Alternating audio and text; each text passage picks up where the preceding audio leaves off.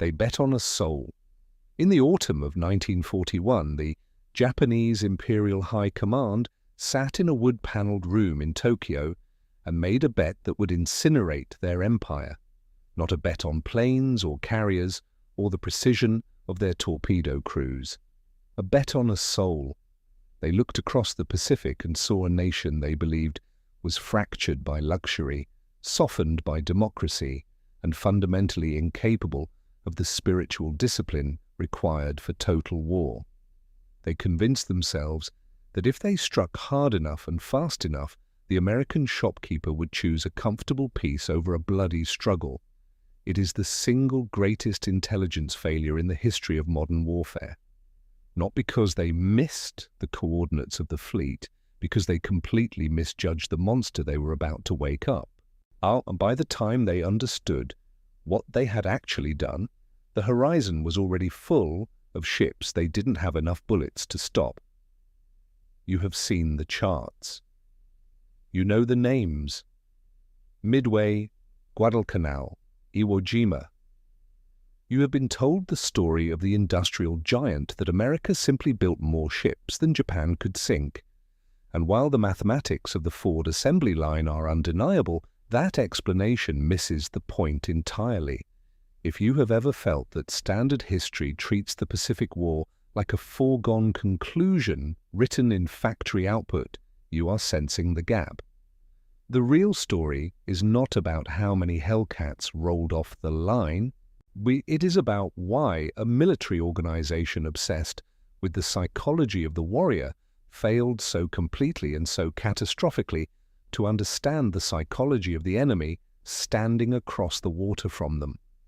The villain of this story is not a single general. It is not a single decision. It is an institutional psychosis that the Japanese themselves had a name for: victory disease. After crushing Russia in 1905 and seizing Manchuria with terrifying efficiency, the Japanese leadership stopped seeing war as a series of logistical problems to be solved and started seeing it as a moral theater to be performed. They viewed the American public as a disorganized mob of individuals, too absorbed in jazz music and personal rights, and the comfort of peacetime to ever coalesce into something dangerous. This was not a fringe opinion in Tokyo, it was doctrine. Americans were soft. Americans were materialistic. Americans lacked Yamato Damashi, the Japanese spirit, the willingness to accept death as preferable to defeat. Japanese planners believed that while an American sailor might be technically proficient, he would break the moment the cost became real. They looked at American individualism and saw weakness. They looked at American comfort and saw a ceiling on American will.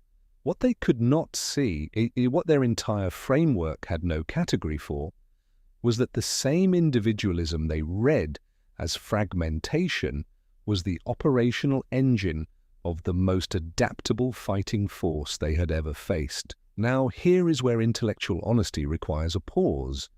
Japan's skepticism was not born from nothing. In 1940, the United States Army ranked somewhere around 18th in the world. The country was isolationist, still recovering from the Depression, and openly resistant to foreign entanglement. If you were a Japanese strategic planner sitting with that intelligence picture, a paper tiger conclusion was not an unreasonable one to draw from the available data. The error was not in reading the data. The error was in not understanding what the data could not measure. You know that feeling when someone underestimates you, not because they cannot see your capabilities, but because they cannot recognize your particular kind of strength. That is precisely what happened across the entire Pacific theater. Japan was a top-down culture. Authority flowed from the emperor downward, and initiative at the lower levels was not the cultural norm. When a plan met unexpected resistance, the response was to press the plan harder. America was the structural opposite. When a platoon in the Solomon Islands lost its officers, the privates and corporals did not wait for permission. They looked at each other, read the ground in front of them, improvised a solution, and kept moving forward. Japan could not model that. Their intelligence apparatus had no framework for a military where the lowest-ranking man was not only permitted to think for himself but trained to do it. Japan's entire strategic architecture rested on what analysts now call the short war doctrine. They needed a decisive engagement that would force a negotiated treaty quickly, because their system was structurally allergic to a prolonged war of attrition against a democracy. The belief was that soft Americans would not have the stomach for a multi-year meat grinder. What actually happened the moment the first bomb hit Ford Island was the opposite of every projection they had built that doctrine on. The fractured American public did not dissolve into competing factions arguing about the cost. It crystallized. A nation of individuals turned, almost overnight, into a singular and vengeful machine. Japan had not triggered a negotiation, they had triggered an extinction event. And they did not fully understand that until it was far too late to change the trajectory. Japan prepared for a war against a government. They were not prepared for a war against a culture that treats logistics like a religion and improvisation like a weapon. That sentence is worth sitting with. Because while Japanese soldiers were starving on bypassed Pacific islands, their supply lines severed, their leadership having deemed logistics beneath the dignity of the warrior spirit, the United States Navy was constructing floating dry docks and deploying ice cream barges to maintain troop morale across the theater. To the Japanese command, this was confirmation of American decadence. To any serious analyst of total war, it was evidence of a military that understood something Japan never did, that the unglamorous infrastructure of keeping men fed, supplied, and psychologically functional is not a distraction from warfighting. It is warfighting. Save this video to whatever playlist you keep for strategic frameworks. Because the distinction between aesthetic warfare and functional warfare is the single most useful lens for analyzing every major conflict of the last century. It is the key that unlocks outcomes that otherwise look like accidents. If the analysis in this video is the kind that makes you feel like you are finally getting the actual mechanisms underneath the history rather than the surface narrative most content stays comfortable with, this channel exists specifically for that gap. The one between what the documentary shows you and what the doctrine actually explains. By 1944, the full weight of the miscalculation was visible to anyone with eyes.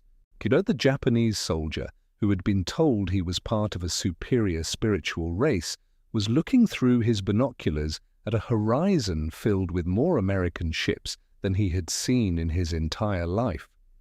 The soft enemy who was supposed to break under pressure was landing on fortified beaches with a ferocity that defied the original projection entirely. But the deepest wound, the one the Japanese High Command never fully recovered from psychologically, was not the scale of American force. It was watching Americans learn. In the early stages of the war, Japanese night-fighting capability and long-lance torpedo tactics were genuinely superior. The Americans took losses from those tactics that were significant and real, but by 1943, American commanders had analyzed the pattern, developed radar-integrated countermeasures, and systematically converted the Japanese tactical advantage into a killing ground. Japan's rigidity, the same rigidity that made their initial strikes so precise and overwhelming, became the mechanism of their destruction. America's willingness to treat war as a massive, iterative engineering problem to absorb a failure and immediately begin reverse engineering the solution was the capability Japan had no doctrine for countering because they had never believed it existed.